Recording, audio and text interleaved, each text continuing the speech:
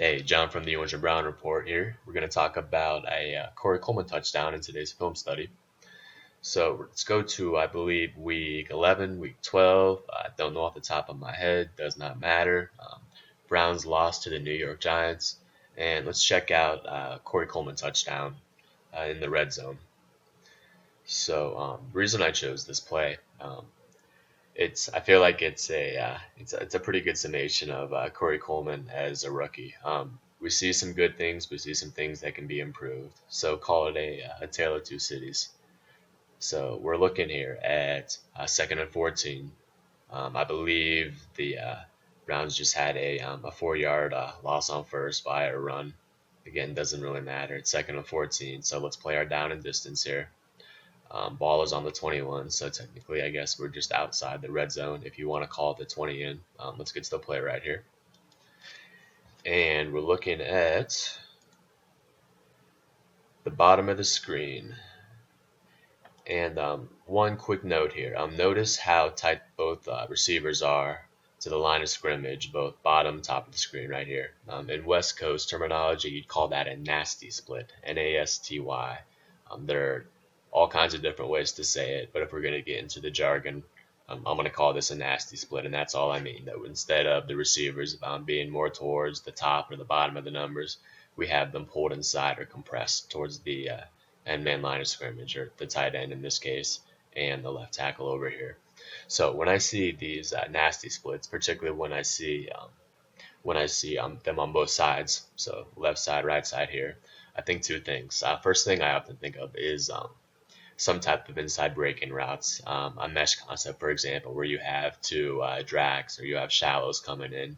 And the reason that play callers will often draw it up with these reduced splits or run it from these reduced splits is because if you have, let's say, a receiver all the way out here, bottom of the numbers, when he's running his drag route, he's got to come all the way over here. And all this time you have the pass rush get in there. So it should speed up the ability for the quarterback to get the ball out of his hands by pulling these routes in. You're going to save some time on it.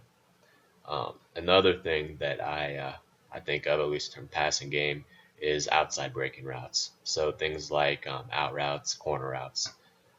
Again, the reason being that in order to run a proper out route or corner route, you need some room to run the route after it breaks. So if I'm running, let's say, an out route to the 10-yard line here, I'm running, and if I do it from here, I've got all kinds of room to the sideline here. Whereas if I'm at the bottom of the number right here, I'm running, and now I have 10 foot less, say, to run the route here. So you're just creating more space in which the quarterback can drop the ball in.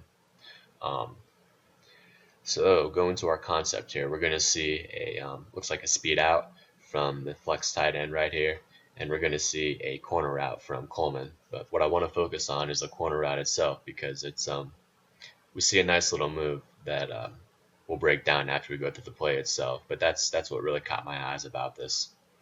I'm guessing that this concept to this side was dialed up due to some sort of down distance and coverage tendencies. Also, maybe whatever the Giants have been showing up until now in the game could have been one of those booth calls, something like that. The offense is going to keep 7 players in to protect. We're going to have the full line. We're going to have Barnedge. Well, maybe let's call it 6.5 with Barnedge there. Sorry, Gary Barnedge, great pass catcher, but blocking the. And we're going to see Duke Johnson here. It looks like they do some sort of slide to the left side here with the tight end picking up this outside rusher. The back is going to slide across and actually end up helping out Barnedge right here. So right now I'm going to give you an attaboy Duke Johnson because Gary Barnedge does get beat inside, as you'll see. And, obviously we don't want to give up inside pressure. But going back to the concept here, we're going to get an out route, we're going to get a corner route. So let's just watch the play a couple times, and then we'll get into specifics. So at full speed.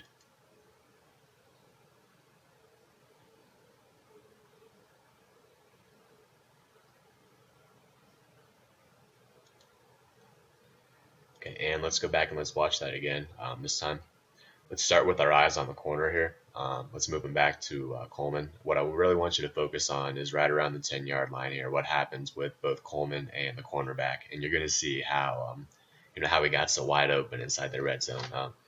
I want to say the closest defender was maybe 3-4 yards away, and getting that kind of separation, that kind of space, that just really doesn't happen very often, particularly in the red zone because the space is already constricted and compressed. So due to the end line. So seeing something like this, generally a guy just got broken off, some guy got faked, or there was some sort of just very awfully blown coverage that leads to this. So let's watch the move again. Focus on right about here where my mouse is at.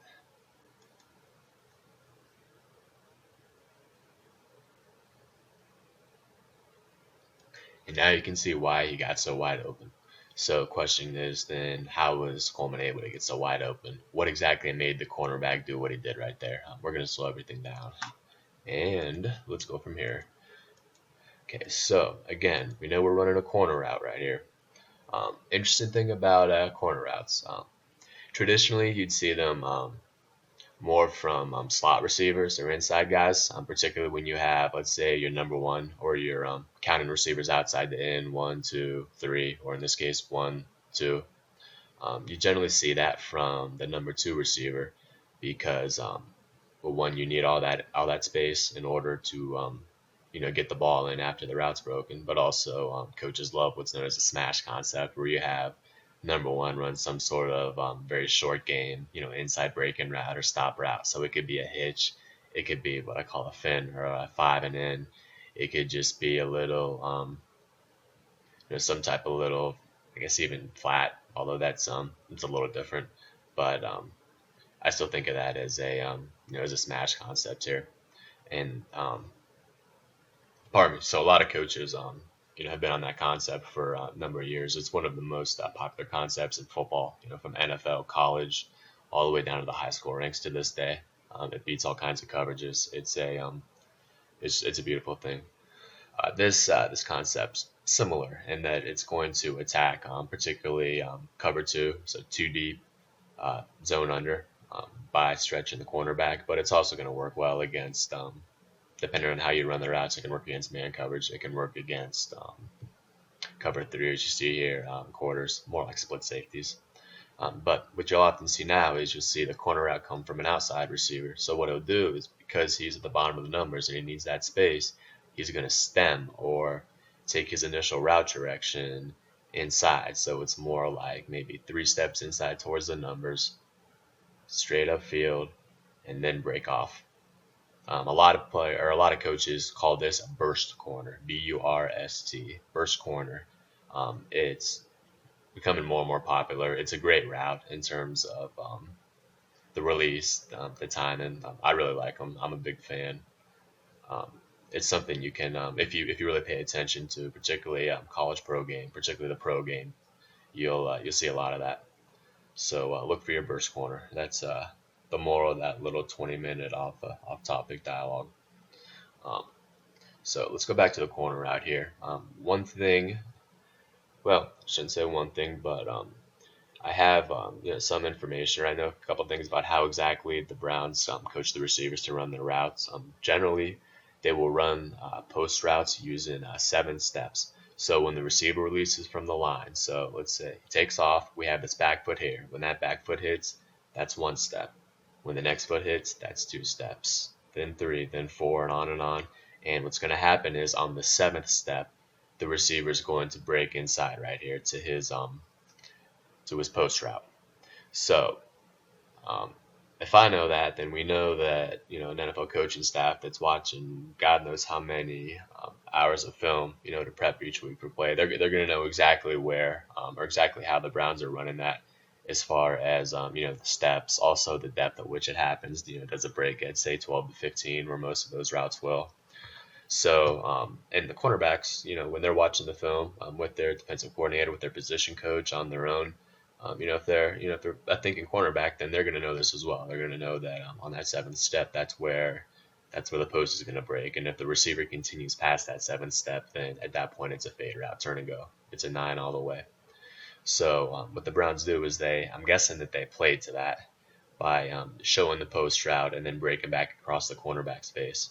So going slow here, let's go ahead and let's count the steps. And you'll see on the 7th step, so again, right about the 10-yard line here, you're going to see Coleman take that hard rocker step inside. So he's stemming it, or he's breaking it, pardon me, like it's going to be a post route.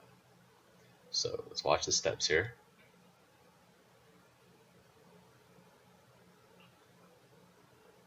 And it happens fast. But again, if you count the steps, you'll see that on that 7th step, he breaks off his outside foot inside again to make it look like a post here. One quick aside, when it comes to running routes, receivers want to break off the foot opposite the route direction. So if you're breaking inside, you're breaking off your outside foot. If you're breaking outside, you're breaking off your inside foot. And you do this because it keeps your shoulders and your hips square. It keeps your body coiled. It keeps your center of gravity. And if you want to try this yourself, just stand up wherever you're at and walk straight. Then try turning to your left off your left foot. Then try turning to your left off your right foot, and you'll immediately see the difference. And that's why you're gonna the receivers need to break off the opposite foot. And what generally happens when they don't break off the opposite foot is they slide and fall because of their momentum and because they no longer have their center of gravity. Their balance is off and they're going to slide. But let's count here. 1, 2, 3, 4, 5, 6, 7. And there it is. So with that rocker step on that 7th step, faking like we're going to the post here. Back just a little further. It's going to be right here as soon as this outside foot hits, I believe. And then on the very next step, because again, we ultimately want to stem towards the corner here, and because the corner is an outside breaking route, we need to break off the inside foot. So they happen really quick. It's just step, step, or outside foot, inside foot, or break inside, break outside, however you want to look at it. But it's a 1-2. You'll see again, 1-2. And in fact, it almost looks like he's breaking off the wrong foot when he goes to the corner here, because he gets that. Let's see if I can get it up here. He gets that inside foot down so quickly to break back to the corner. And I'll tell you part of why that is in just a moment here. Okay, so go into the rocker step portion right here. Here's our coaching point. Our coaching points we really want to focus on. Because the cornerback's reading, I'm guessing the hips here, just for his to read the break point. Your hips are going to take you as a DB. The hips will take you to the the route, the break point, so on. Tell you when the receiver is going to cut, because they'll sink their hips. So if he's reading the hips right here, as soon as he sees that outside right there, that's when he breaks. And as a cover 3 defender, while the cornerback does have this deep third, he also, depending on the exact roles, can change coach to coach. He'll oftentimes need to what we call squeeze the post route, because the free safety could be occupied. Free safety could be shaded over to the other side of the field. You just can't give the wide receiver here a run through. There could just be too much safety for the too much distance for the safety to cover. So you're going to squeeze this top shoulder here, this high shoulder. What the cornerback does not want to do is come underneath the receiver as he makes his cut towards the post, splitting the goal posts here, because all the quarterback needs to do then is throw the ball over his head. So the cornerback's breaking here because he wants to squeeze that post. That's why he gets out of his shuffle, and that's why he gets that break. And if you watch it again, you'll see as soon as that rocker step happens, we can already see that this is his final shuffle step right here with his right foot. And when this left comes down, we're going to see him transition, try and stop himself. Once he sees that Coleman's cutting across his face, it's already too late. But that's why we see the actual break right there. And that's exactly why you run that rocker step, because you're thinking post, oh shit, he's across my face. So the rocker step itself. So we get up there. Here's the important thing with the rocker step. The player, it's got to be an aggressive step. It needs to be a hard step. But what the receiver does not want to do is extend the inside foot out too far, what's going to happen then is you're going to lock out your hips, and it's going to be really tough to generate power, to break back towards the corner because the legs are so extended, the hips aren't coiled and cocked, and the body's just kind of out of alignment right there. And again, you can just think about if you're, imagine you're running, and then imagine you're trying to change direction, but you're almost like you have your foot almost as far out in front of you at 45 degrees as it can go. Imagine trying to push off that versus just pushing if it's, within the frame of your body. Or let's say no more than just outside your shoulder. So go back in here, and again, you're going to see that Coleman gets a lot of depth with this step right here. Personally, I would say a little too much depth. And that's why then that the second step that he puts down with his left foot, that's why it looks like that's almost the foot he's breaking off of there. It's just not, it's a bit rounded looking. So let's go. And again, let's go back all the way.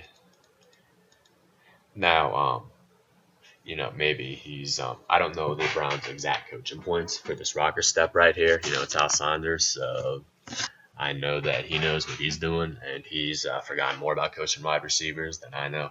So, this could be there could be reasons why he's taught to do this as well, but just as a general rule, anything that takes the body out of balance, you really don't want to mess with. And this is something that takes the body a bit out of balance here. And again, let's look at the step right about here, and let's look at the width he gets on it. See how wide that is? And if you go back and you watch some of the really great route runners in the league, guys like OBJ, Larry Fitzgerald, Antonio Brown, Boo, Tatum, but the man runs routes. The man is one of the best route runners, if not the best route runner in the league. Particularly with his releases. So credit where credit's due there. You're going to see that their rocker steps are much tighter. And there's a great Twitter account if you're into the social media thing. If you follow an account called @ReceiverWorld and you search for rocker steps, you're going to see several great examples there.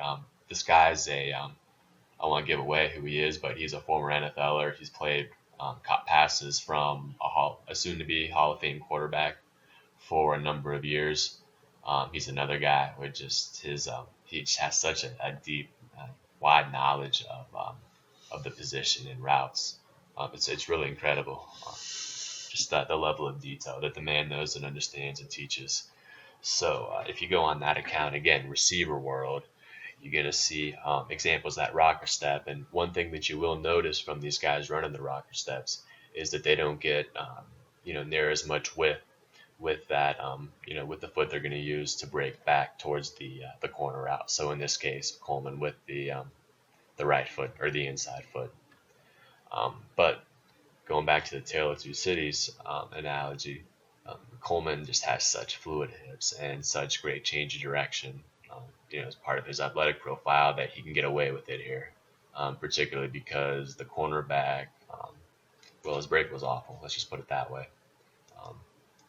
His feet are all tied up here, and he just doesn't have a chance. But, Coleman can get away with this now against more fluid players, maybe not. But, he beat this guy. He got his touchdown, and that's all that matters right here. Again, watch the cornerback. He's really discombobulated once we hit this little rocker step. And one of the reasons that he does not get a great break here is because you notice he's trying to break inside now off his inside foot. So right now, his body's out of balance. His weight is bearing outside his frame here on the left side, where he's trying to bear his weight or hold his weight there. It's loaded there, but his body's leaning towards the opposite side right here. So it's like he has a lean on. And again, if you have a lean on, you don't have balance. And bad angle, and then at this point, he's done. As soon as he took that second step, he's done right here. Actually, he might have even been done earlier. But moral of the story is that his technique doesn't know good here. Again, particularly by breaking off the wrong foot. But even if he breaks off the correct foot, just based on his angle and based on the speed, Coleman's getting across his face and getting in the corner regardless. Cornerback might make it a little closer, but Yeah, that's still going to be 6 points, and yeah, that's just ridiculously open for being around the red zone like that. That's just that's pretty sexy is what that is, and really it flashes what exactly Corey Coleman could be if he again just needs to stay healthy for a full training camp. Needs all the reps he can get with the ones. He'll get more reps this year because, frankly, Josh Gordon isn't there to steal reps from the one guys and then get suspended whenever or he gets suspended. So, frankly, that's this isn't a Josh Gordon debate, but there's a lot of advantages to the other receivers because now you got guys that can get more reps with the ones. The guys that were taking reps with the twos previously that are now with the ones, um, they now open it up for the guys that were with the threes to step up to the twos and vice, all the way down the line right there. So everyone gets to move up. And, the ones are taking the majority of the reps here. And, a guy like Corey Coleman, he needs to take every single rep that he can get moving into this season, particularly because he missed so much work last season with that training camp injury and then with that injury in the, after, I believe, the Baltimore game. So, we'll see how he develops. I know I can speak from knowledge of some people close to him in his camp, former coaches, that he's been putting in work. He and Cody Kessler and Rashard Higgins, they all spend time out in California together, throwing amongst other places. So the man's been working his butt off this off season, and now that he knows what at least has some experience in an NFL route tree. Understands or has getting an understanding of the the difference between what's expected and what you have to do to be successful here versus what they could do at Baylor, just night and day. And I anticipate that he's going to be an above average player this season with potential to be great. Just again because he has these amazing physical attributes, and there were certain things he did in college that I already liked. Just if you go back and watch his college film, particularly when he's pressed, he was already pretty good at using his hands. That's one place where a lot of wide receivers come in the league and look clueless. He had really nice little moves as far as an ability to do, clearing a press cornerback by, club swimming, club swiping, club ripping, just various release moves that guys will use. But because he has that ability already, that tells me that he's a guy that's probably pretty serious about his craft, because that's a very deep, detailed technique thing, and the fact that he could already come in and be fairly good with those types of moves tells me that he's probably going to be able to pick up on the nuances and the intricacies of route running, or at least that's my hope right here. So this is, again, John from the OBR signing off. Thanks for joining me for a film study. I think we're going to go to a set the ball touchdown. And our next, I had a request, so I'm a man of the people. I'm going to try and fill it here. Until then, stay safe, and thank you again for watching.